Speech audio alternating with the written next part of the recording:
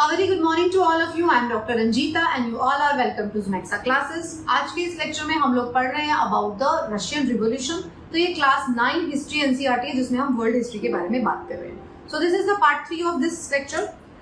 अगर आपका कोई स्पेसिफिक सवाल है तो इस ईमेल एड्रेस पर आप मुझे मेल कर सकते हैं। ये मेरा इंस्टाग्राम हैंडल है और ये मेरे टेलीग्राम चैनल का लिंक आपको दिया गया है। इस टेलीग्राम चैनल पर आपको मेरे सभी लेक्चर्स के पीडीएफ मिलते हैं जिनको आप रिविजन के लिए डाउनलोड कर सकते हैं। जैसा कि मैं आपको हमेशा बताती हूँ कि हम पढ़ रहे हैं इस वक्त रशियन रिवॉल्यूशन के बारे में, which is the part of world history.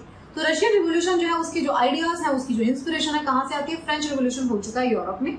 Europe में फ्रेंच रिवॉल्यूशन होने की वजह से क्या हो रहा है? लिबर्टी, इक्वालिटी, ये सारे आइडियाज हो गए। लिबरल्स, रेडिकल्स और कंजर्वेटिव्स जो है ग्रुप बन गए हैं कहाँ पर? यूरोप में। और क्या चल रहा है यूरोप में? यूरोप में जो है पहले इंडस्ट्रियल रिवॉल्यूशन आ चुका है।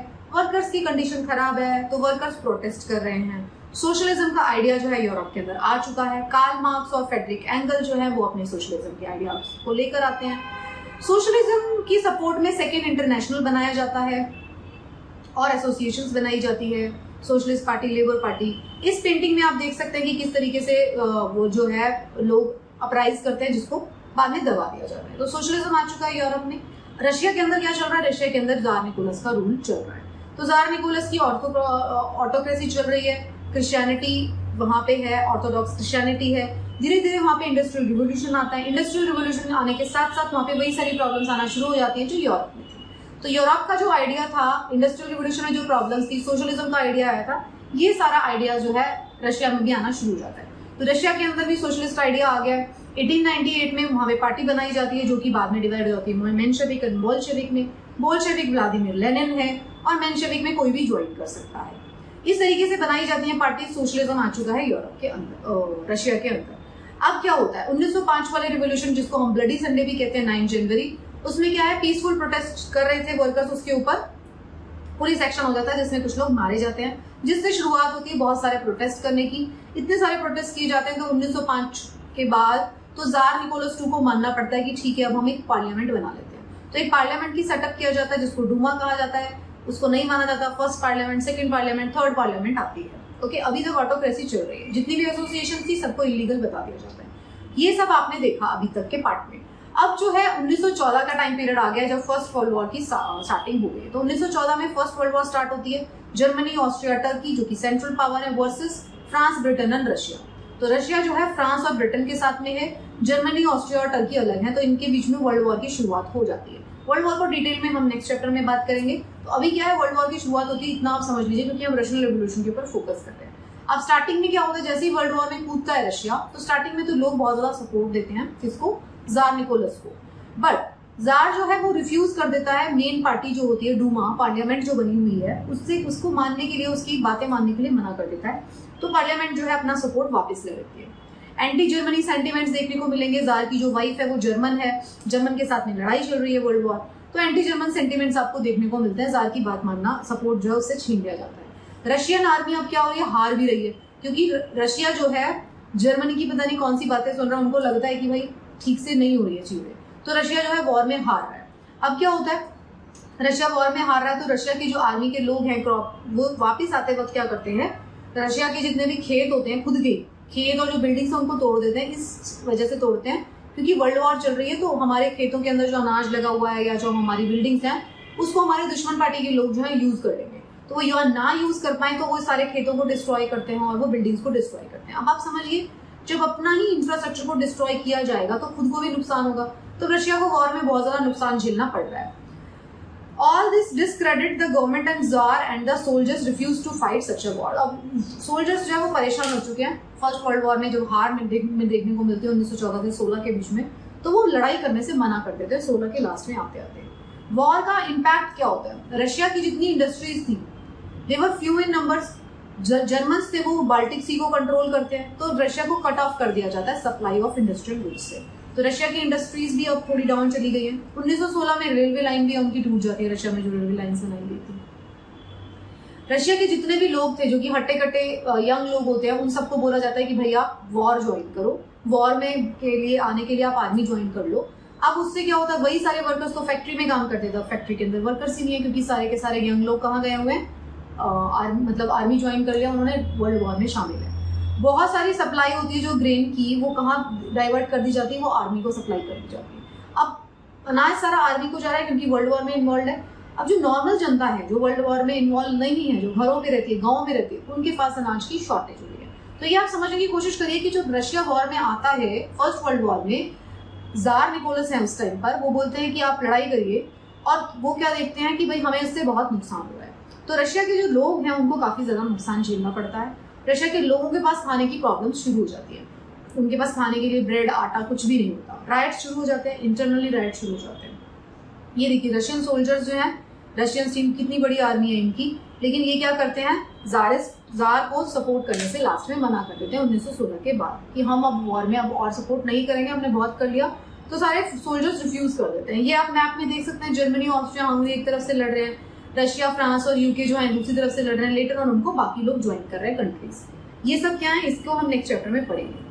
अब क्या होता है, अभी तक हमने क्या देखा था, 1905 का रिवॉल्यूशन था जिसको हमने ब्लडी संडे बोला था। उसके बाद वर्ल्ड वॉर शुरू हो जाती है, मतलब उसके बाद क्या होता है, उसके बाद जार जो है डूमा की फॉर्मेशन हो जाती है। डूमा के बाद हमने देखा अब रशिया जो है वर्ल्ड वॉर में शामिल हो गया। अब आता है 1917 में फेब्रुअरी रिवॉल्यूशन। तो कारण क्या थे फेब्रुअरी रिवॉल्यूशन होने के? ऑटोक्रेटिक जो गवर्नमेंट थी जार निकोलस II की, पुअर कंडीशन थी वर्कर्स की और पीजेंट्स की। ब्लडी संडे देखा था हमने 1905 में।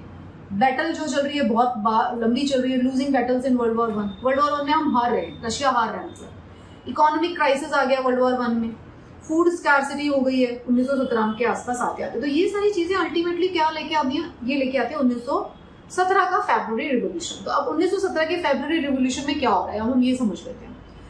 फेब्रुअरी 1917 में क्या होता है, फूड की शॉर्टेज है वर्कर्स के पास। 22 फरवरी को क्या होता है, एक lockout took place at factory on the right bank of river Neva. तो जो वर्कर्स होते हैं in 50 factories called a strike in sympathy. Lockout कर दिया जाता है एक फैक्ट्री का, बाकी फैक्ट्रीज के वर्कर बोलते हैं वो भी स्ट्राइक पे चले जाते हैं। कौन सा टाइम है ये, 1917 का फेब्रुअरी है। लोगों के पास फूड की शॉर्टेज है, वर्कर्स के क्वार्टर में फूड की शॉर्टेज है। वुमेन जो है वो भी स्ट्राइक में आ जाती हैं, बहुत सारी जो फैक्ट्रीज में काम करती थी। इसकी वजह से क्या होता है, जो वुमेन अगर पार्टिसिपेट करना शुरू कर देती है तो इस डे को बोला जाता है इंटरनेशनल वुमेन्स डे। 23 फरवरी 1917 को उसको भी बोला जाता है। ओके, तो 23 फरवरी 1917 को क्योंकि वुमेन का भी पार्टिसिपेशन हो जाता है स्ट्राइक्स में, तो उसको इंटरनेशनल वुमेन्स डे बोला जाता है। अब क्या हो रहा है, इस स्टेज पर कोई भी पॉलिटिकल जो पार्टी है वो इस ऑर्गेनाइज नहीं कर रही इस मूवमेंट को। जो ये स्ट्राइक हुई है, वर्कर्स के पास खाना नहीं है, सब वर्कर्स ने साथ मिलकर स्ट्राइक कर दी, वुमेन भी आ गई, अभी तक कोई पॉलिटिकल पार्टी इसमें शामिल नहीं है।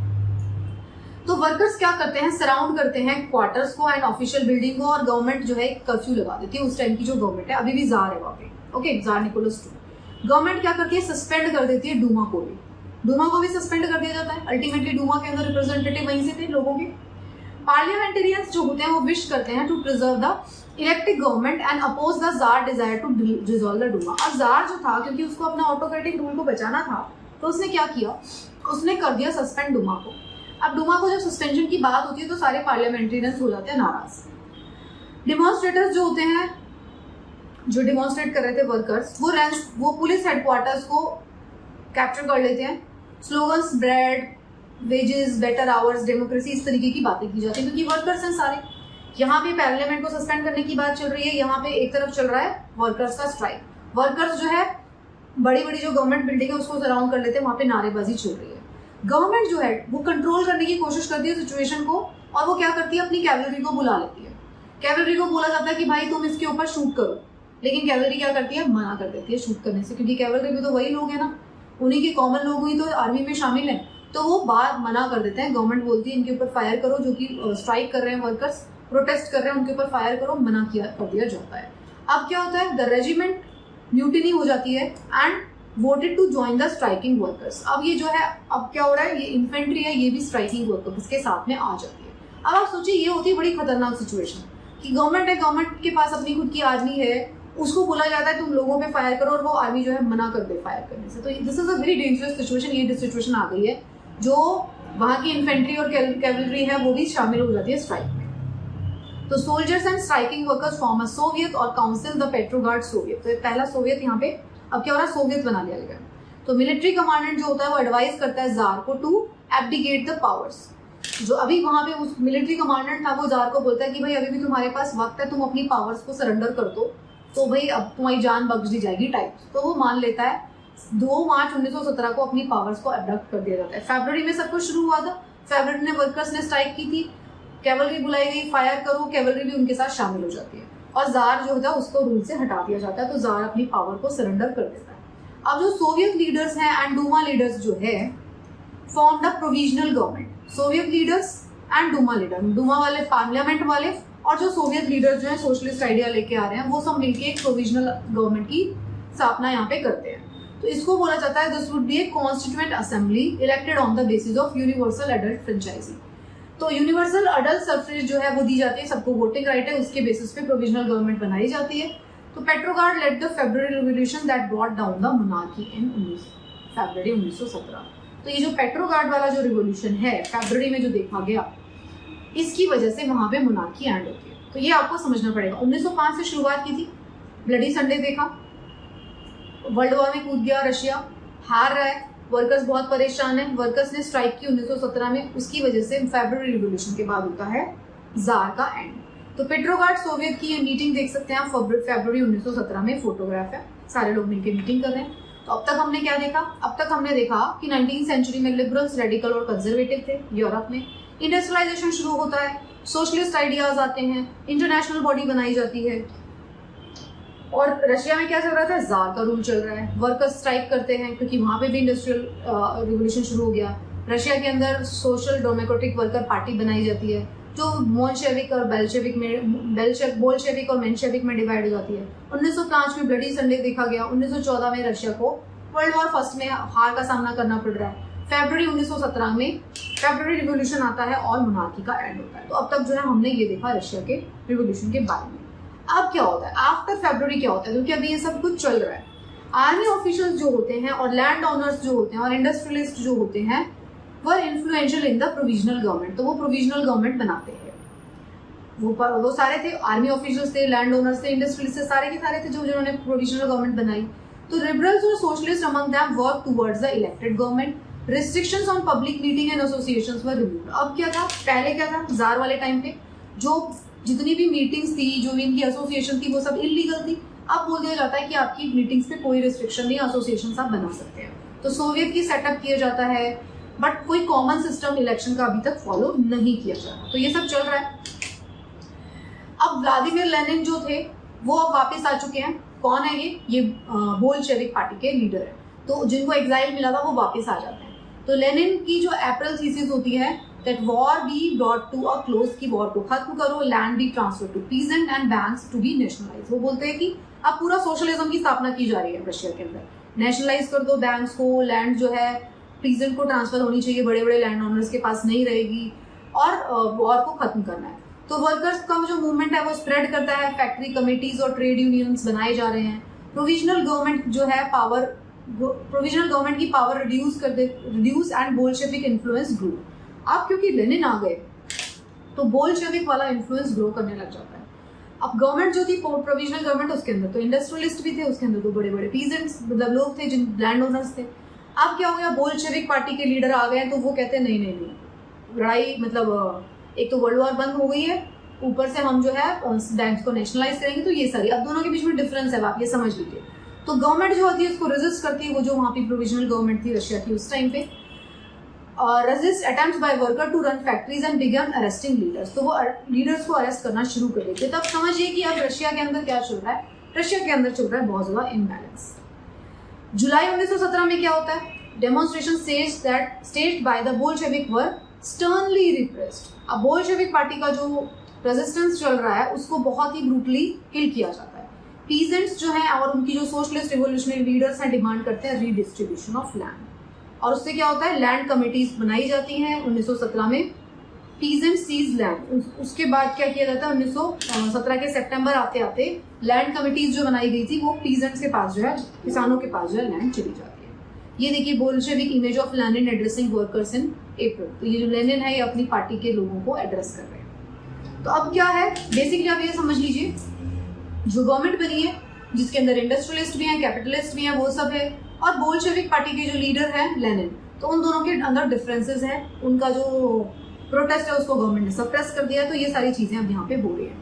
अब आता है अक्टूबर 1917। तो जो 1917 वाला पूरा टाइम तो है रशिया के अंदर बहुत ही ज्यादा अनरेस्ट वाला टाइम था। अब 1917 का अक्टूबर आ गया, कंफ्लिक्ट हो रहा है प्रोविजनल गवर्नमेंट में और बोल्शेविक पार्टी में, बढ़ता जा रहा है वो। तो Bolshevik supporters in army, Soviet and factories were bought together by Lenin. Lenin बोलते हैं भाई हमारे जितने सपोर्टर्स हैं बोल्शेविक वाले आइडियाज को जो सपोर्ट करते हैं वो सारे साथ में आ जाओ। अब सब जगह होंगे, वो तो आर्मी में भी होंगे, सोवियत में भी होंगे, फैक्ट्रीज में भी होंगे। तो वो क्या करता है, he persuaded the Petrograd Soviet and Bolshevik party to agree to socialist seizure of power from the provincial government. तो अब जो प्रोविंशियल गवर्नमेंट जो थी उससे पावर को ले लिया जाता है। तो एक मिलिट्री रिवोल्यूशनरी कमेटी अपॉइंट की जाती है जो सोवियत जो trader by the Soviet under Leon Trotsky to organize the seizure of power. अब बोल्शेविक पार्टी ने डिसाइड कर लिया है कि वो जो गवर्नमेंट है उससे वो पावर को ले रहे हैं क्योंकि गवर्नमेंट उनकी बात नहीं सुन रही। तो अब ये अपराइजिंग होती है अक्टूबर में 1917 में। गवर्नमेंट जो रिएक्ट करती है, seizing the building of the Bolshevik newspaper. Military revolutionary committee responded by seizing the government office. वो उनके न्यूज़पेपर और फैक्ट्रीज को सीज कर रहे हैं। बोल्शेविक वाले जो हैं वो क्या कर रहे हैं, गवर्नमेंट के ऑफिस को सीज कर रहे हैं, मिनिस्टर को अरेस्ट कर लिया। एक शिप है, शिप औरोरा, वो ओपन फायर कर देता है ऑन विंटर प्लेस। ये सारे मतलब मिलिट्री पॉइंट्स के ऊपर अटैक चल रहा है, अपराइजिंग हो रही है जगह जगह पे। दिसंबर में क्या होता है, बोल्शेविक जो है वो पेट्रोग्राड को कंट्रोल कर लेती है। अक्टूबर से शुरू हुआ, गवर्नमेंट के बीच में और बोल्शेविक पार्टी के बीच में कंफ्लिक्ट शुरू हो जाता है, डायरेक्ट कंफ्लिक्ट। वो उनके न्यूज़पेपर सीज कर रहे हैं, उनकी गवर्नमेंट बिल्डिंग सीज कर रहे हैं, गवर्नमेंट ऑफिशियल को अरेस्ट कर रहे हैं, वो उनके मिलिट्री पॉइंट पे अटैक कर रहे हैं। करते करते दिसंबर में बोल्शेविक पार्टी जो है वो कंट्रोल करती है मॉस्को को एंड पेट्रोग्राड को, वो पावर में आ जाती है और वहां की जो गवर्नमेंट थी वो गिर जाती है।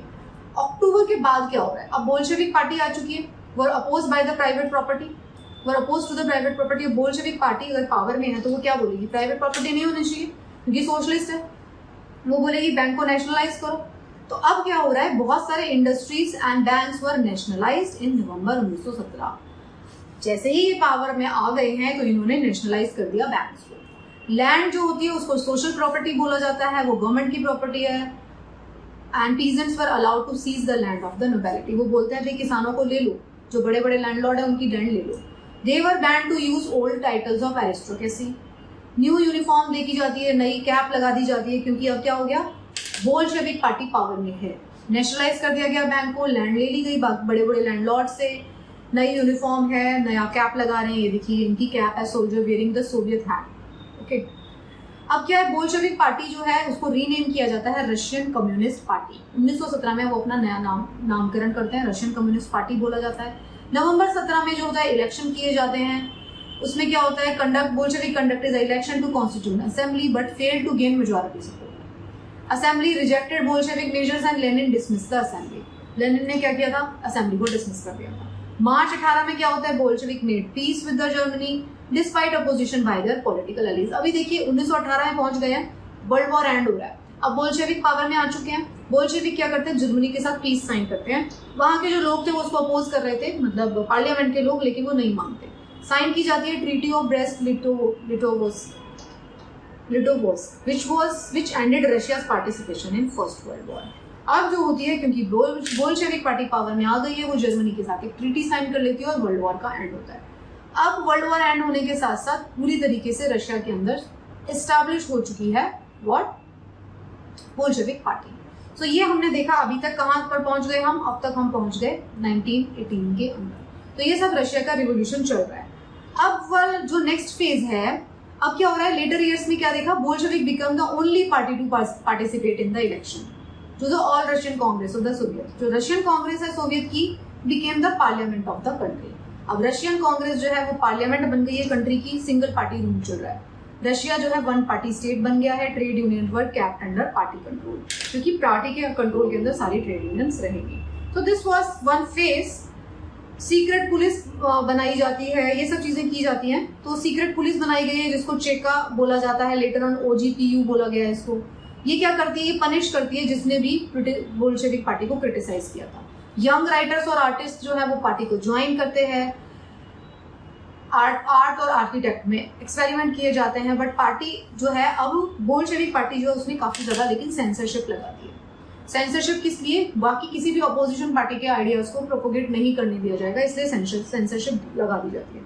जब भी सेंसरशिप लगाई जाएगी तो जो आर्टिस्ट होंगे, राइटर्स होंगे वो हमेशा दुखी होंगे, उनको गवर्नमेंट से कोई मतलब नहीं होता, उनको लिखने से मतलब है, तो वो हमेशा दुखी होंगे, तो सेंसरशिप में वो दुखी हैं। तो अभी तक आपने ये देखा कि रशिया के अंदर 1905 से जो शुरुआत हुई थी, पहले जार को हटाया गया, जार की पावर सरेंडर की जाती है, वर्ल्ड वॉर में रशिया शामिल है, वर्ल्ड वॉर में वो हार रहा है और बोल्शेविक पार्टी जो है पावर में आ जाती है और वर्ल्ड वॉर को एंड किया जाता है ट्रीटी साइन करके, किसके साथ? जर्मनी के साथ। तो ये सारा हमने देखा। नेक्स्ट फेज जब इस चैप्टर का, जो कि लास्ट फेज होगा पार्ट 4, उसमें हम देखेंगे कि किस तरीके से जो रशिया है किसमें चला जाता है, सिविल वॉर के अंदर। So thank you so much, I hope आपको ये चैप्टर समझ में आ रहा है। हम लोग इसको इलेबोरेटली डिस्कस इसीलिए कर रहे हैं क्योंकि ये चैप्टर को सुनते सुनते और पढ़ते पढ़ते ही आपको पूरा रिवॉल्यूशन अच्छे से याद हो जाएगा। उसके बाद आपको कुछ भी पढ़ने की जरूरत नहीं पड़ेगी अपार्ट फ्रॉम दिस। आपको ये भी समझ में आ जाएगा कि किस तरीके से अलग अलग आइडियाज जो है ड्रॉप अप कर रहे थे। So thank you so much for watching. अगर आपको लेक्चर्स पसंद आ रहे हैं तो बाकी लोगों को भी बताएं and best of luck for your preparation.